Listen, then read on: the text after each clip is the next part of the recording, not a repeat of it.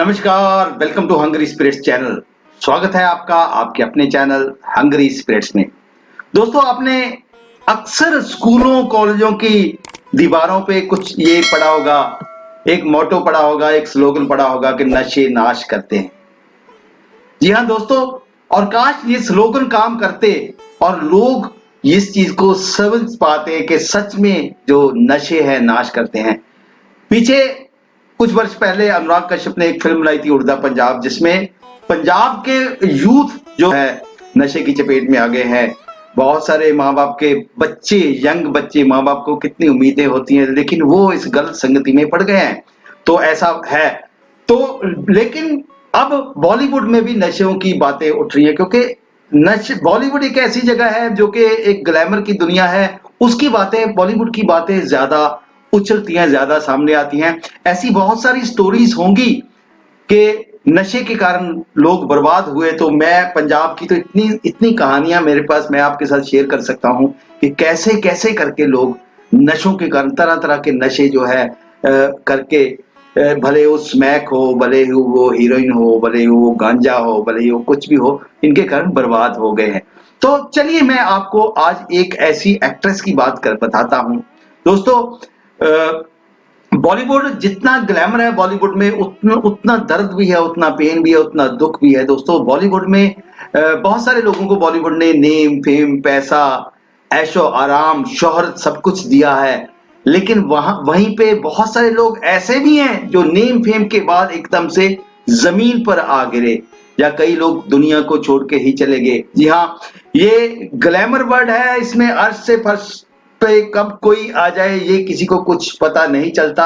कुछ लोग साजिशों के शिकार हो जाते हैं, लेकिन कुछ लोग अपनी ही गलतियों के शिकार हो जाते हैं, अपनी ही बुरी आदतों के शिकार हो जाते हैं। तो ऐसे में ही एक नाम मैं आपके साथ शेयर करता हूं। एक फिल्म बनी थी दोस्तों, फैशन। तो फैशन फिल्म में कंगना रनावत का एक बहुत ही खूबसूरत, बहुत ही बढ़िया एक किरदार था। रैप मॉडल होती है कंगना रनावत। बहुत सारे लोगों का ये कहना था कि ये कंगना रनावत का जो कैरेक्टर है ये वहां से लिया गया है। एक एक्ट्रेस थी गीतांजलि नागपाल। तो ये गीतांजलि नागपाल है। हालांकि मधुर भंडारकर साहब ने इस चीज को डिनाई किया। उन्होंने कहा नहीं नहीं, इसका नाम कुछ ऐसा है, इसका नाम तो ये गीतांजलि नागपाल नहीं है। उन्होंने उन दिनों इस चीज को, लेकिन लोगों का मानना था कि ये हूबहू बिल्कुल गीतांजलि नागपाल की स्टोरी से ही ये कैरेक्टर लिया गया है। तो मैं आपको बता दूं कि गीतांजलि नागपाल एक दौर में एक ऐसी खूबसूरत अदाकारा थी, कलाकार थी, जिनको के माधुरी दीक्षित से जिनकी तुलना की जाती थी। तो उन्होंने, लेकिन किस तरीके से एक टाइम पे जरा सी फिसल गई और फिर वो नशे की उनको लत लग गई थी, और कैसे वो अर्श से फर्श तक पहुंची गीतांजलि नागपाल। दोस्तों, मैं आपको ये बताता हूं। तो गीतांजलि नागपाल 90s के दशक में गीतांजलि एक वैसी वो शख्सियत थी जिसने पूर्व मिस यूनिवर्स सुष्मिता सेन के साथ रैप वॉक किया था। उनकी खूबसूरती के चलते उन्हें ही फिल्मों में काम मिलना शुरू हुआ था। 90 के दशक में गीतांजलि का नाम मॉडलिंग की दुनिया में दोस्तों काफी काफी बड़ा नाम था। हरियाणा के हिसार से ताल्लुक रखने वाली गीतांजलि के पिता इंडियन नेवी में ऑफिसर थे। उनकी मां हाउसवाइफ थी। गीतांजलि की शुरुआती की पढ़ाई बेंगलोर के माउंट कार्निवल से हुई। उसके बाद दिल्ली के लेडी श्रीराम कॉलेज से उन्होंने ग्रेजुएशन किया। क्योंकि गीतांजलि बेहद खूबसूरत थी, इसलिए उन्होंने फैशन डिजाइनिंग का कोर्स भी किया था। दोस्तों, ग्लैमर की दुनिया में जब गीतांजलि को कामयाबी मिली तो इसी बीच उन्होंने अपने पेरेंट्स के खिलाफ जाकर जर्मनी के जर्मन लड़के से शादी रचा ली, जिससे उनको एक बेटा हुआ, आर्थर। हालांकि बाद में गीतांजलि ने इस रिश्ते को भी तोड़ दिया। उनके पूर्व पति बेटे संग अब जर्मनी में रहते हैं। कुछ साल बाद गीतांजलि गोवा पहुंची, जहां पर उनकी एक ब्रिटिश लड़के से मुलाकात हो गई। दोनों के बीच में प्यार हुआ और फिर गीतांजलि अपने ब्रिटिश बॉयफ्रेंड के संग दिल्ली के एक सस्ते गेस्ट हाउस में आके रहने लगी। इन्हीं दिनों गीतांजलि इस लत की शिकार हो चुकी थी, नशे की लत की शिकार हो चुकी थी। दोस्तों, नशा जो है अंदर जब बॉडी में रक्त बस जाता है तो किसी किसी चीज की होश नहीं रहता। फिर शरीर नशा मांगता है, भले ही कुछ बेचो, भले ही कुछ भी करो।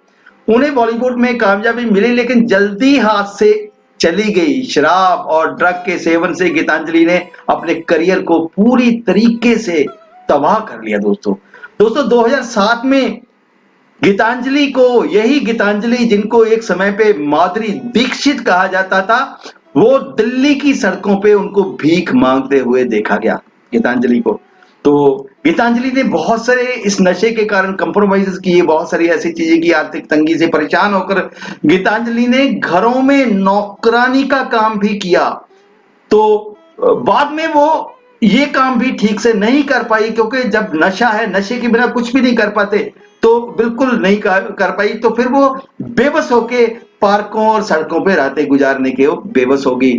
तो गीतांजलि को कई लोग साइको बताने लगे थे उन दिनों, पुलिस उन्हें पकड़कर थाने ले गई, उन्हें अस्पताल भेज दिया। तो उनका काफी चेकअप हुआ, काफी इलाज हुआ, लेकिन उन दिनों गीतांजलि इतनी ज्यादा परेशान हो गई थी, इरिटेट करती थी, लोग उसकी मदद भी करते तो गीतांजलि उनको गालियां देती थी, निकालती थी।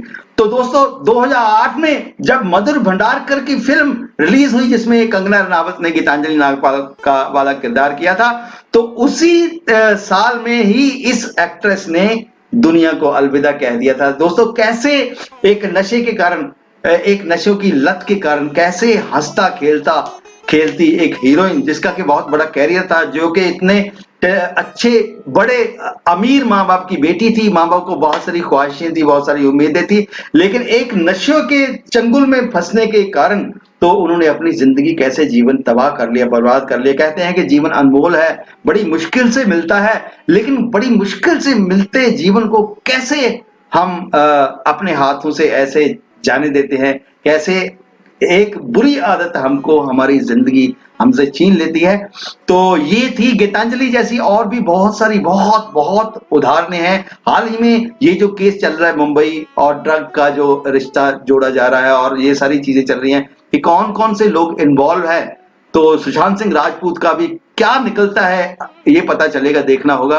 तो लेकिन नशे नाश करते हैं दोस्तों, ये आप दिल पे लिख लीजिए चीज, और इस वीडियो को शेयर कीजिए।